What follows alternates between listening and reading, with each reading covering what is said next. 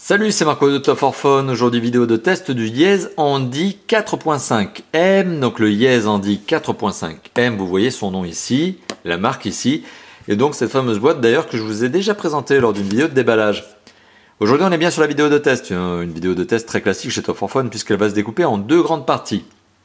Une première partie qui va porter sur le matériel, au cours de laquelle on va parler de l'esthétique du téléphone, de l'image, du son, des performances et de la connectivité. Et puis une deuxième partie au cours de laquelle on va parler du système d'exploitation et de l'usage du téléphone. Très classique chez Top for Phone, somme toute en termes d'organisation. À la fin, on aura la conclusion et on parlera de ce téléphone comme étant, oui ou non, on en reparlera justement, comme étant une bonne affaire. Ou pas, justement. Bah voilà, c'est ça ce que l'on se dira en conclusion.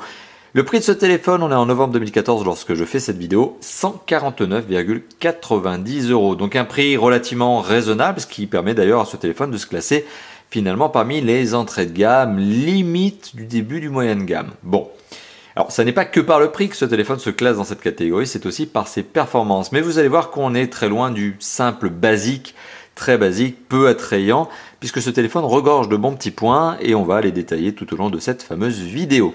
Alors, la première partie de ce test, c'est ni plus ni moins que l'esthétique. On va regarder ce à quoi ressemble ce téléphone, et ce, sous tous les angles. Alors, si ce téléphone s'appelle le 4.5M, ça n'est pas pour rien. Chez Yez, comme d'habitude, 4.5, enfin en tout cas les chiffres que l'on retrouve ici, l'appellation commerciale est liée à la taille de l'écran. Donc on est ici en face d'un écran de 4,5 pouces. Ça, c'est pour sa face avant. Au-dessus de l'écran, on retrouve un écouteur, on retrouve une caméra frontale de 1,3 mégapixels, on retrouve également un capteur de luminosité, de proximité, sans oublier aussi, et vous ne la verrez pas tout de suite parce que je n'ai pas de notification, une LED de notification. En dessous de l'écran, on retrouve trois touches sensitives. Rétroéclairée, c'est très sympathique. En plus, elle marche bien en termes de rétroéclairage. Ce que je veux dire, c'est qu'il y a des rétroéclairages qui sont parfois un petit peu faibles et dont on se demande s'ils servent vraiment à quelque chose. Ici, le rétroéclairage, il est vraiment utile parce que ça se voit, ça peps à l'œil. Donc on retrouve ici du multitâche, de l'organisation de bureau, ni plus ni moins que ce que l'on aurait pu avoir en multitâche ou menu contextuel, c'est une touche accessoire. On retrouve ici la touche accueil et ici la touche retour. Bon, l'organisation est assez particulière, c'est typiquement lié au mobile chinois. Sur le côté gauche du mobile, on retrouve une touche de contrôle de volume plus-moins, donc c'est un bouton physique, un bouton on-off. Sur le côté droit, strictement rien. Sur le dessous du mobile, on retrouve ici l'entrée micro primaire et dans le coin, là, on retrouve une petite fente qui permet de retirer le cache batterie, comme je vais le faire d'ici quelques instants. Au-dessus du mobile, on retrouve un jack 3.5 et un connecteur, une entrée micro USB. Bon, le jack 3.5 format tout à fait classique, OMTP, le connecteur micro USB, USB 2 permet notamment de faire de l'USB au TG. Encore une fois de plus, et ça permet aussi de recharger le téléphone, ce qui est quand même pas mal. À l'arrière du téléphone, on retrouve notamment le capteur photo de 13,1 mégapixels qui présente une certaine excroissance à l'arrière du téléphone, ce qui forcément de fait va le rendre bancal. Ça, c'est un grand classique. À côté, on retrouve un flash LED. À l'arrière du téléphone, on retrouve le marquage Yez et la grille du haut-parleur. Et comme d'habitude, comme le haut-parleur est situé à l'arrière du téléphone, lorsque vous posez le téléphone sur une table et que vous écoutez la musique, le son devient étouffé. Après, je ne suis pas certain que ce soit toujours la manière dont on écoute la musique. Alors, si on retire le cache batterie, qu'est-ce que l'on retrouve à l'intérieur du mobile? Eh bien, une batterie. Ça, c'est déjà pas mal. Mais on retrouve surtout une batterie qui est amovible. Vous pouvez la retirer, vous pouvez la changer. Alors, sur le marché des batteries de mobile Yez, il ne doit pas y en avoir 150. Des vendeurs, il ne doit pas y en avoir beaucoup. Mais bon, reste que cette batterie, vous pouvez la changer. Il s'agit du modèle d'ailleurs, au cas où vous êtes intéressé par cela, ou acheter une deuxième batterie pour avoir plus d'autonomie notamment. C'est une batterie qui s'appelle la YB131 de la marque Yez et qui fait 1500 mAh. Au-dessus, on retrouve l'emplacement de la carte micro SIM 2. On retrouve l'emplacement de la micro SD et on retrouve la carte SIM 1 format mini. Ça, c'est les deux cartes SIM du téléphone. Donc ce téléphone, vous l'avez compris, c'est un double SIM et c'est un double SIM, comme d'habitude, stand-by. Ça veut dire que vous ne pouvez pas recevoir deux appels en simultané sur ce téléphone puisqu'il y en a un des deux qui va nécessairement tomber sur le répondeur. Petite particularité au niveau du design, je le trouve très agréable. Alors il est très en arrondi, ça c'est sûr, donc c'est pas forcément ça qui le rend plus agréable qu'autre chose, quoique ça permet aussi d'avoir une prise en main plus confortable. Mais ce qui est assez intéressant, c'est que la dalle, la vitre qui est utilisée notamment pour cet écran, finit en bord arrondi, un peu à la manière notamment d'un Nexus 4, dont j'ai été longtemps utilisateur à titre personnel. Donc c'est une petite figure de style très agréable, c'est-à-dire que son bord d'écran, de la dalle, de la vitre, justement, est légèrement arrondi. C'est un peu plus classe qu'un bord tranchant, bon, même si ça coupe pas, mais qu'un bord tranché, on va dire, de certains concurrents. Autre particularité, vous êtes en train de le voir, je suis en train de nettoyer l'écran. Pourquoi? Et bien tout simplement parce qu'il a tendance à se salir à vitesse grand V. Hop, et là je vais régler la luminosité plein pot. Alors pourquoi plein pot? Là encore une fois de plus, parce que je trouve que la luminosité de cet écran est bonne, mais je vais y revenir, mais un peu faible. Donc c'est-à-dire qu'il faut la mettre plein pot, à mon avis en tout cas, c'est ma préférence, pour réussir à avoir quelque chose d'agréable à l'œil. Bon, là j'anticipe un petit peu sur d'autres aspects, mais quoi qu'il en soit, revenons-en au design, revenons-en notamment à la prise en main. Elle est bonne cette prise en main. On est sur un écran qui fait 4,5 pouces, qui permet au téléphone d'être compact. Donc on est sur un téléphone qui fait 13,3 cm de long, qui fait 6,7 cm de large et qui fait 9 cm, enfin 9 cm pas du tout, 9 mm, donc 0,9 cm d'épaisseur. 9 cm ça aurait été un petit peu large quand même. On est sur un téléphone qui présente un poids relativement concret, costaud pour un téléphone de cette catégorie, 142 grammes. Bon, c'est pas trop grave non plus, parce qu'au bout d'un moment, on oublie le poids. Et 142 grammes, finalement, ça reste relativement raisonnable, parce qu'on est sur un téléphone qui est construit en plastique et en carrosserie et en châssis, ce qui lui permet de ne pas être encore plus lourd que ça. Et notamment en carrosserie en plastique, châssis en plastique, qu'est-ce que ça donne? Ça donne un téléphone qui pourrait dans l'absolu être souple, et c'est pas le cas. On est sur un téléphone qui a une bonne rigidité, et c'est quand même un bon point supplémentaire. Par contre, pour la dalle, là, il y a quand même une petite souplesse, parce que vous voyez, j'arrive assez facilement à impacter la dalle. Donc conclusion, oui, on est sur un téléphone qui est rigide, donc vous pouvez le mettre dans la poche arrière de votre pantalon, ça c'est pas le problème, normalement il devrait survivre lorsque vous vous asseyez. Par contre la dalle, elle, en concret, si vous faites tomber un objet dessus, vous risquez d'avoir une mauvaise surprise. Autre particularité, elle n'est pas traitée en anti-rayure, donc elle est ni anti-casse, ni anti-rayure. Bon, soyez raisonnable avec cette dalle, évitez de frotter votre téléphone sur l'écran, sur un bureau, quoi, par exemple, ça pourrait rayer l'écran, forcément, ça vous l'avez bien compris. Allez hop, j'organise un petit peu le téléphone, là, le bureau.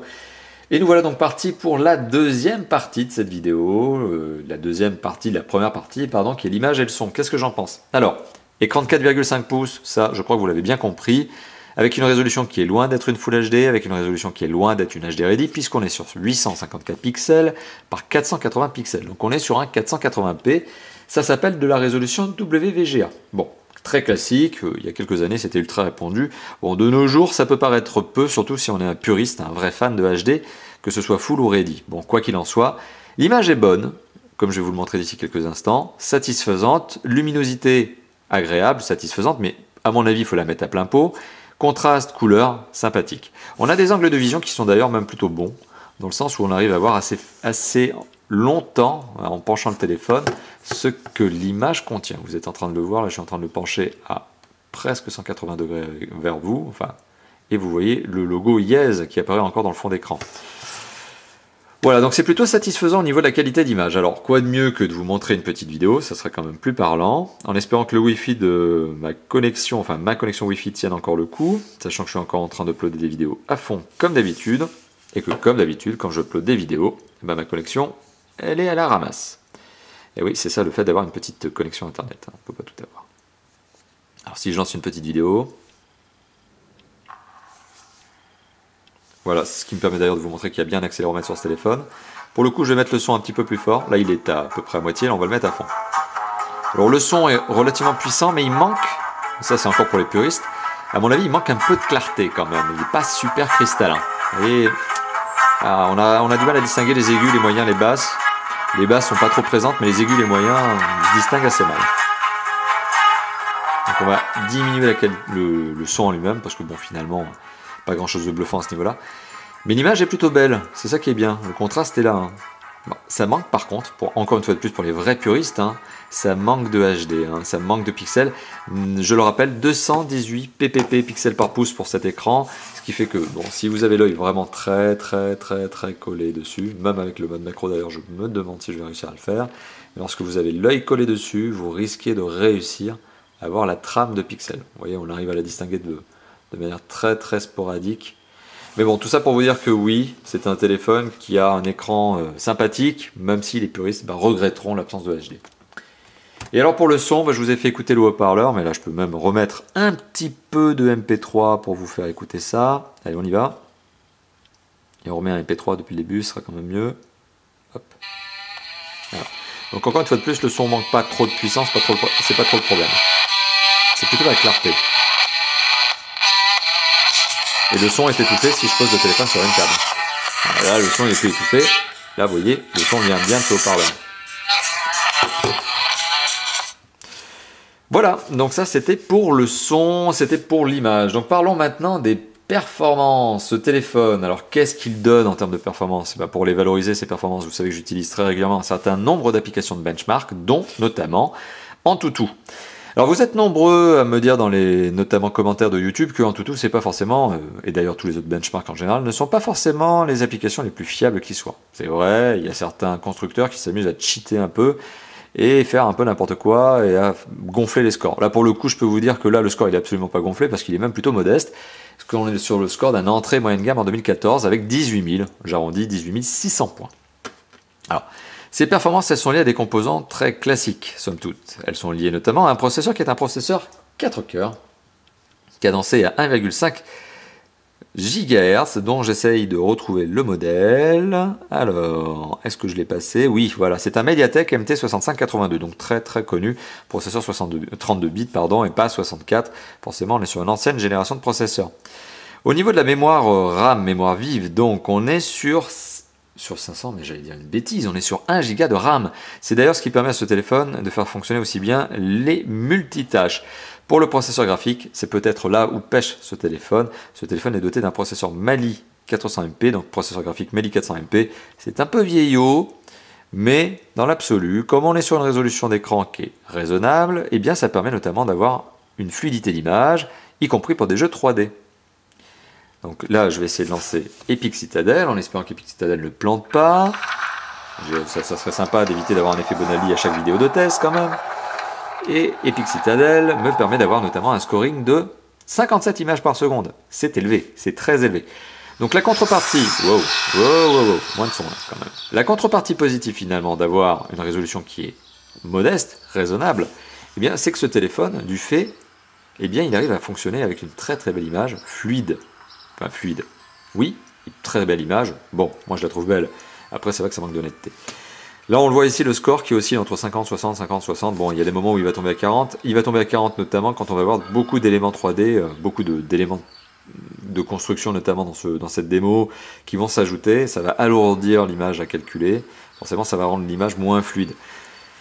Mais bon, 57 images par seconde, c'est quand même vraiment pas mal du tout. C'est vraiment, vraiment très satisfaisant. Et donc concrètement, jouer à un jeu 3D sur ce téléphone, ça pose pas de problème. C'est-à-dire que si par exemple je prends un petit Dead Trigger, hop, 2, et que je le lance, vous allez voir que Dead Trigger 2 pose pas de problème. Donc vous voyez, là je suis aussi en train d'embrayer un petit peu rapidement sur la partie logicielle, la partie usage. Hein. Mais bon, voilà, autant vous présenter tout de suite la capacité qu'a ce téléphone à faire du jeu 3D. En espérant que là aussi, je n'ai pas un effet de Bonaldi, en espérant que le jeu se lance bien. Alors j'ai réinitialisé tout à l'heure, on n'est pas très très avancé dans le jeu, vous allez le voir. Hein. Mais bon, ça permet juste de se faire une idée de ce que donne la 3D sur ce téléphone. Et c'est pas mal. Bon, c'est un peu longué. J'avais avancé un peu plus loin que ça quand même, mais bon, là on revient à ce niveau-là. Allez hop, coup de savate sur le zombie. Dead Trigger c'est un jeu de zombie, hein, ça vous le savez. Hop. Et là on est vraiment dans la phase tutoriel, début de jeu. Mais bon, ça me permet au moins de vous montrer que ça marche bien.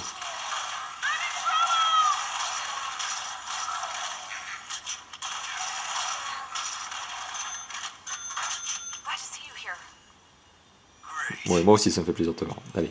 Donc un personnage qui ressemble terriblement à Lara Croft, hein. Vous l'avez vu, t-shirt bleu sur le haut, personnage féminin avec la natte dans le dos, enfin la natte. Voilà, donc c'est un peu Lara Croft, hein. Mais avec des zombies. De toute façon c'est un personnage secondaire.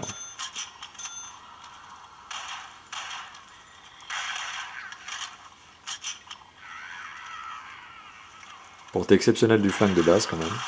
Voilà. Bon, on va s'arrêter là, mais vous l'avez bien compris, on arrive à jouer à du jeu 3D. Bon, là, il n'y avait pas beaucoup d'action, donc ce qui fait que le téléphone n'avait absolument aucun problème. Mais même quand il y a plus d'action, quand il y a plus d'éléments, style Modern Combat 5 par exemple, qui est un peu plus punchy en termes de graphisme, bon, ça marche aussi très très bien. Voilà, donc pour les autres scores, qu'est-ce que propose ce téléphone en autre scoring? Eh bien, Quadrant, 7100 points. Donc Quadrant, une application que j'avais déjà installée et testée avec ce téléphone, ici là tout de suite. Sauf que bon, bah, forcément, comme j'ai éteint et rallumé le téléphone, le score a décidé de disparaître. Et puis voilà, donc tout ça pour vous dire, Quadrant 7100 points, donc là aussi c'est le score d'un moyen de gamme. Bon, c'est un peu plus généreux quand même que Antutu. C'est pas les mêmes échelles de référence, c'est pas les mêmes échelles de calcul, mais Quadrant est plus généreux qu'Antutu pour le coup. Et alors, en termes de stockage, mémoire de stockage, je vous ai parlé du processeur, graphique, de calcul, je vous ai parlé de la mémoire vive, là je vais vous parler de la RAM, donc là je vais vous parler de la ROM, donc la mémoire de stockage interne. Bah oui, parce que ROM c'est devenu un terme générique pour dire que c'est les mémoires de stockage interne. Donc sur les 4 Go qui sont revendiqués par le constructeur, et c'est pas moi qui raconte n'importe quoi, c'est écrit quand même sur la boîte, 4 Go, attendez que je vous retrouve l'info, elle est où là ah bah c'est même pas écrit sur la boîte, donc du coup je suis en train de vous dire une connerie, mais... Oui, en tout cas, le constructeur revendique bien que c'est un 4 Go. Bon, quoi qu'il en soit, hop, on passe. Non, il n'y a pas un picto, non, il n'y a rien. Bon, allez, hop. De côté. Bon, enfin, bon, sur la fiche du constructeur, on voit bien que c'est un 4 Go. Lorsque l'on allume le téléphone pour la première fois, bah, les 4 Go, hop, ils disparaissent et on se retrouve avec 2,5 Go à peu près lors du démarrage. Mais quoi qu'il en soit, bonne nouvelle, et je vous l'ai montré tout à l'heure, on a un emplacement micro SD qui permet d'ajouter jusqu'à 128 Go de mémoire. Sachant que ce téléphone vaut 150 € et qu'une carte micro SD de 128 Go aujourd'hui, ça vaut à peu près 120 €, mettre quasiment le prix du téléphone dans une carte micro SD, je trouve ça un petit peu excessif. Donc personnellement, si vous achetez ce téléphone, moi je vous recommande plutôt, pour être plus raisonnable, d'acheter une carte de 32 Go, ça vaut une vingtaine à une trentaine d'euros, ce qui est quand même nettement plus raisonnable et nettement plus, à mon avis, adapté eh bien, aux personnes qui vont acheter ce téléphone, à savoir des budgets qui sont restreints, soit de fait, soit parce que c'est le portefeuille qui ne permet pas de faire plus grand chose que ça, soit parce que de toute façon ils n'ont pas envie de mettre plus d'argent. Enfin bon, allez hop, trêve de parenthèse, je reviendrai là-dessus tout à l'heure. La connectivité, allez hop, je vais défiler tous ces petits pictos là, c'est très beau, c'est très classe, d'ailleurs ça me permet de vous montrer qu'il y a un petit peu de travail graphique. Eh bien la connectivité elle est bonne. Alors, non, ce téléphone n'est pas 4G. Donc bon, même si c'est la mode en ce moment d'avoir des téléphones 4G, même si les opérateurs font beaucoup de travail maintenant pour avoir des connexions 4G, de la connectivité, de la couverture 4G, ce téléphone lui, il n'est pas 4G. Donc il s'en fout d'avoir de la 4G. Il est 3G+, et il est précisément HSDPA, pardon. Donc c'est de la 3G+, assez sympathique, mais c'est pas le truc le plus révolutionnaire qui soit. En termes de GSM, on est sur un quadriband, donc vous pouvez l'amener avec vous partout dans le monde pour émettre et recevoir vos appels, et pareil pour vos SMS. Donc c'est un très bon GSM, d'ailleurs très bonne accroche là-dessus, rien à signifier, rien à indiquer, c'est un double SIM en plus. En termes de connexion web mobile, je vous l'ai dit, c'est un 3G+, et pour le reste, on a du Wi-Fi, on a du Bluetooth, on a du AGPS, on a tout ce qu'il faut, de la radio FM d'ailleurs, on va aller rentrer dans les paramètres du téléphone, on a bien de la radio FM, que voilà, mais bon, comme d'habitude, il faut brancher un kit piéton pour avoir la radio FM, parce que le kit piéton va servir d'antenne. Mais bon, finalement, on a tout, quoi. Donc je le rappelle, double SIM, donc un mini, un micro, emplacement de la micro SD, jusqu'à 128 Go de mémoire, micro USB, donc USB OTG, jack 3.5, GSM quadriband, HSDPA+, pour la 3G. Bon, il y a tout. Il manque peut-être le NFC, mais bon, personnellement, moi, mes mobiles perso, ils ont tous la NFC, et la NFC, je dois l'utiliser à titre perso 2 à 3 fois par an. Donc franchement, la NFC, c'est pas encore la norme qui sert à grand chose. Le DAS de ce téléphone, il est plutôt sympathique. Alors, il n'est pas bon, il est acceptable, sympathique, correct, dans la bonne norme. 0,67 watts par kilo, là où on le sait, en Europe, on ne doit pas dépasser 2 watts par kilo pour avoir le droit de commercialiser un téléphone, donc mobile tout simplement, et c'est en dessous en tout cas de mes propres 1 watt par kilo qui sont ma propre barrière psychologique, vous le savez, je n'arrête pas de vous le dire. Donc pour le coup, on est dans la bonne norme, dans la bonne moyenne, sans que ce téléphone soit absolument bluffant à ce niveau-là. Allez, il est temps de passer à la deuxième partie de cette vidéo, le système d'exploitation Android. Ça, je crois que vous l'avez reconnu, les puristes, de toute façon, les amateurs avisés le reconnaissent systématiquement, ne serait-ce que par l'organisation du menu et les pictos, les icônes, les fonctionnalités. Alors on est sur un Android, bonne nouvelle, qui est bien la 4.4.2. Et oui, c'est revendiqué par le constructeur 4.4 KitKat. Et pour une fois qu'un constructeur nous dit que la 4.4 est installée et que c'est vrai, ça fait plaisir. Parce que des constructeurs low cost, pas chers, qui nous disent possible upgrade en 4.4 et au bout de 6 mois il n'y a toujours pas l'upgrade, ça on en a vu plusieurs. Pour le coup, Yes lui tient ses promesses parce que d'entrée de jeu votre téléphone il est en 4.4.2. Donc là, pas de problème. Alors oui, c'est pas la dernière version parce qu'il existe désormais la version 5, Lollipop, qui est d'ailleurs en train d'être déployée notamment sur les Nexus 6, donc ça c'est déjà le cas puisque d'office ils le sont, mais sur les Nexus 5, etc. Bon, on n'est pas sur la version 5, on est sur la version 4.4.2, KitKat. Mais c'est très bien, et ça suffit, il n'en faut pas plus. C'est un très bon système d'exploitation, et sur lequel Yes a mis une petite surcouche. Graphique, on le voit notamment avec le fond d'écran, on le voit avec les pictos, et fonctionnel. Et les petites fonctionnalités qui ont été ajoutées, même si elles ne sont pas bluffantes, elles sont sympas. On a un guide de démarrage rapide, on a un manuel d'utilisateur en format PDF qui est installé de base dans ce téléphone. Ça vous évite d'avoir une bonne tartine de papier à lire. Là, vous l'avez directement dans votre téléphone, donc vous l'avez tout le temps avec vous. Vous avez aussi le Yes App Store, qui est une sorte de Play Store version Yes, donc dégradée, pas très intéressante pour le coup, je vous dis, cette application, elle ne sert à rien. On a quelques jeux, The Avengers, on a Danger Dash, servent à rien. C'est des jeux d'ailleurs que vous allez probablement vous empresser de supprimer, mais alors très rapidement. Des petites applications réseaux sociaux, notamment Facebook, qui ont été installées de base, même si là pour le coup vous auriez pu très bien le faire vous-même. Mais à côté on a des petites choses sympas. Donc notamment, alors on va rentrer dans le détail, on a un mode économiseur d'énergie, c'est toujours sympa. Donc qui permet d'accroître l'autonomie du téléphone, autonomie sur laquelle je vais revenir. Effacer la mémoire, donc qui permet tout simplement de cleaner la mémoire du téléphone, de réduire le multitâche. On a Flashlight, qui permet de transformer le flashlight de son téléphone en lampe torche. Firewall qui permet tout simplement de bloquer, d'avoir une liste de numéros de téléphone bloqués. Ça c'est d'office dans ce téléphone, et c'est pas mal, c'est bien fait, c'est une bonne idée. On a quoi d'autre? On a Gesture, alors c'est en anglais, donc il faut savoir que Yes a vraiment beaucoup de mal à traduire. Et Gesture par exemple, ça vous permet de créer des gestes sur votre écran, de les activer et donc d'accéder à un raccourci que vous auriez défini. Par exemple, j'ai décidé que le A, ça devait donner lieu à l'appareil photo, et ben voilà, on accède à l'appareil photo. Donc voilà, c'est le genre de geste que vous pouvez créer. Vous pouvez en créer plein, c'est accessible depuis le menu paramètres du téléphone de mémoire. Ah non, pardon, je suis en train de dire une bêtise. C'est accessible depuis Gesture. Vous voyez là, j'ai créé un truc qui s'appelle test, donc c'est un geste qui ressemble à un A. Le geste ne doit pas être décollé, c'est-à-dire que si vous voulez faire un T, il faut faire le T de un seul geste. Vous ne pouvez pas faire une barre, puis une autre barre. Il faut être tenu. Mais quoi qu'il en soit, ça déclenche un geste pour peu que, une fois que vous ayez configuré les gestes, vous fassiez cette petite touche là qui est là, qu'on voit en opacité assez moyenne, vous appuyez là et vous faites votre geste. Voilà. Alors hormis ce geste-là, il y en a d'autres. Il y a le geste notamment qui permet de faire une capture d'écran, 3 doigts en même temps. Alors on fait une capture d'écran. Et il y a un autre geste qui est très sympa, qui est le double tap. Et vous pouvez éteindre et rallumer votre téléphone avec le double tap. Donc vous voyez, on a des petites choses en plus sur cette surcouche. Alors la surcouche, elle n'est pas énorme, elle n'est pas bluffante, il n'y a pas 36 000 effets spéciaux, mais c'est pile poil ce qu'il faut pour avoir un petit usage agréable, sympathique. On a aussi une application qui s'appelle Mirror, mais bon là pour le coup, celle-là, elle sert vraiment à rien, parce elle utilise le capteur frontal, donc le capteur photo frontal, d'ailleurs vous êtes en train de voir le parapluie photo et une lampe, comme miroir. Donc en fait, vous êtes en train de vous voir en miroir parce que vous avez une caméra frontale, quoi. Bon. Franchement, ça sert à rien. Et mise à jour, vous avez Mobile Control, ok. Ça, au OOBE, c'est le mode de démarrage pour vous permettre de configurer le téléphone. Et puis, qu'est-ce qu'il y a d'autre? Voilà, on a fait globalement le tour. Bon, il y a des applications, bien sûr, YouTube, etc. Donc, on est sur de l'Android. Quick Office est installé de base. Le Screenshot Description, c'est ce que je vous ai montré avec 3 doigts. Vous pouvez faire un glisser, un raccourci. Avec 3 doigts, vous pouvez faire une capture d'écran. Voilà, donc globalement, le menu, les applications, tout ça, ça a été retravaillé, mais ça a été retravaillé pas non plus au niveau effets spéciaux, par exemple à la niveau Samsung avec sa surcouche TouchWiz, qui est sans doute pour moi la plus complète de nos jours. Mais concrètement, cette surcouche, elle n'est pas moins bonne qu'une surcouche, allez, je vais être un petit peu insolent, mais qu'une surcouche de Sony, par exemple. On n'est pas très loin d'une surcouche constructeur Sony.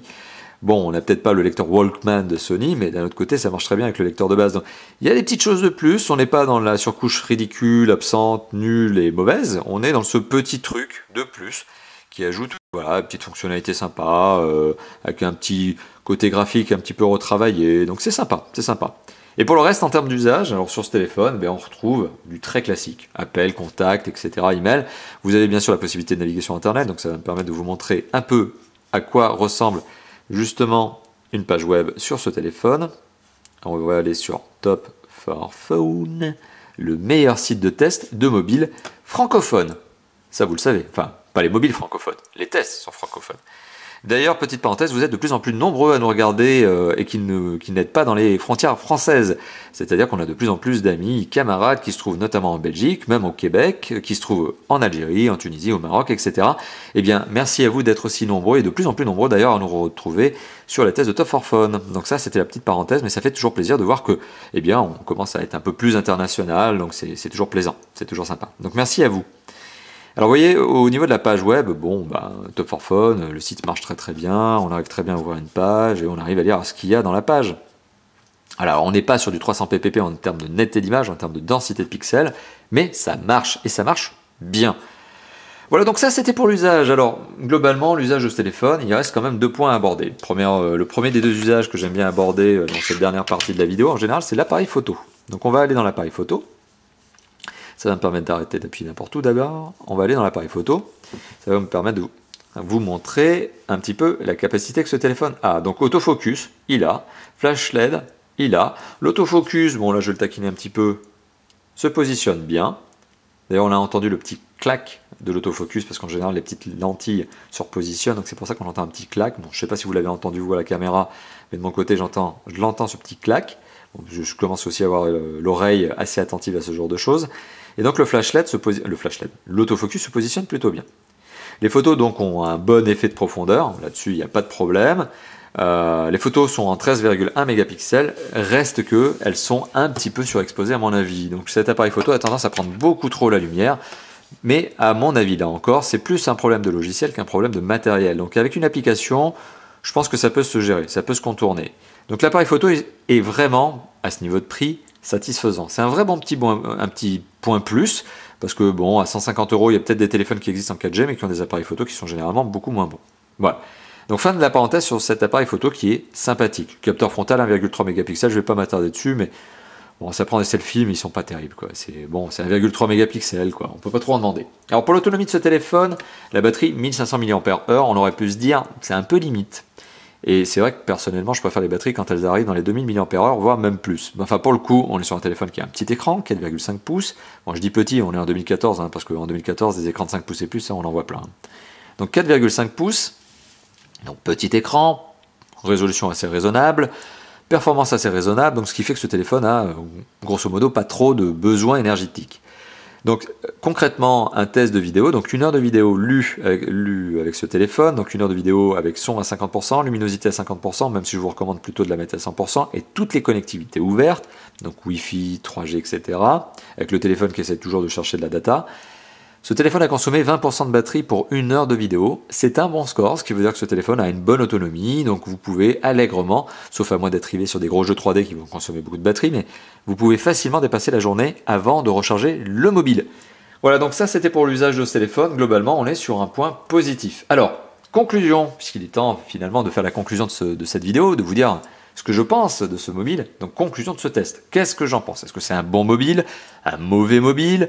Est-ce que c'est un mobile qu'il faut acheter ou est-ce que c'est un mobile qu'il faut ignorer sur un marché où il y a déjà plein de concurrents qui proposent des mobiles très similaires? Alors, personnellement, c'est un mobile que je recommande parce que je le trouve plutôt bien fait en termes de qualité de fabrication, en termes de design, en termes notamment avec ses bords arrondis, avec ses petites fonctionnalités supplémentaires. Enfin, globalement, il y a tout un tas de points qui font, et je vais les détailler, qui font que ce téléphone, à mon avis, est sympathique et que son prix est justifié.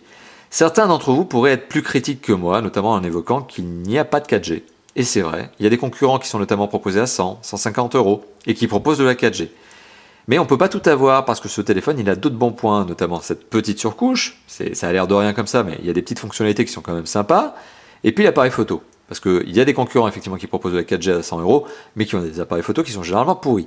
Là, pour le coup, c'est pas le cas. Donc, on est sur un téléphone qui vous demande un peu de compromis, parce que vous n'aurez pas tout. Vous n'aurez pas de la HD Ready, vous n'aurez pas de la Full HD, vous n'aurez pas de la 4G, mais pour tout le reste, eh bien, c'est un téléphone qui répond très bien. Donc, vous pouvez effectivement avoir un téléphone qui fait du lecteur MP3, vidéo, qui navigue sur Internet en 3G+, mais même en Wi-Fi, qui fait USB OTG. Donc, très bonne connectivité, double SIM, qui a des performances qui sont raisonnables, mais qui font que ce téléphone est quand même capable de faire tourner un jeu 3D. Voilà, donc globalement, le bilan est plutôt positif. Après, c'est à vous de décider si oui ou non vous avez envie de mettre 150 € plus tôt pour un téléphone 4G ou 150 € pour un téléphone qui est plus homogène, mais qui n'est pas 4G. Voilà, mais globalement, moi, mon avis est plutôt positif sur ce téléphone. Alors, je suis pas super enthousiaste parce que c'est pas l'affaire du siècle. Pourquoi? Eh bien, parce que par exemple, à côté de ce téléphone, vous avez des très bons Wiko qui sont de très bons concurrents et très agressifs. Vous avez du bon Alcatel One Touch et par exemple, vous avez aussi le Motorola Moto G. Et oui, le Motorola Moto G qui reste quand même une très bonne affaire à l'heure actuelle. Alors le 4G est un petit peu plus cher, hein, la version 4G du Motorola Moto G est un petit peu plus chère, mais c'est aussi une très bonne affaire. Et concrètement, eh bien, ce téléphone, il a plein de concurrence, ça je vous l'ai déjà dit. Donc globalement, oui, je vous le recommande, mais c'est un téléphone qui suppose un peu plus de compromis parce qu'il est un peu plus homogène. Donc c'est-à-dire qu'il n'est pas il n'est pas aussi tranché que certains concurrents. Et ça, vous l'avez bien compris, et j'arrête pas de vous le dire. Voilà, donc globalement, je vous recommande ce téléphone, oui, mais c'est un choix de raison. Il faut regarder un petit peu ce que propose aussi la concurrence lorsque vous allez sortir la carte bleue pour acheter, ou le chéquier, ou le liquide pour acheter votre téléphone. Voilà.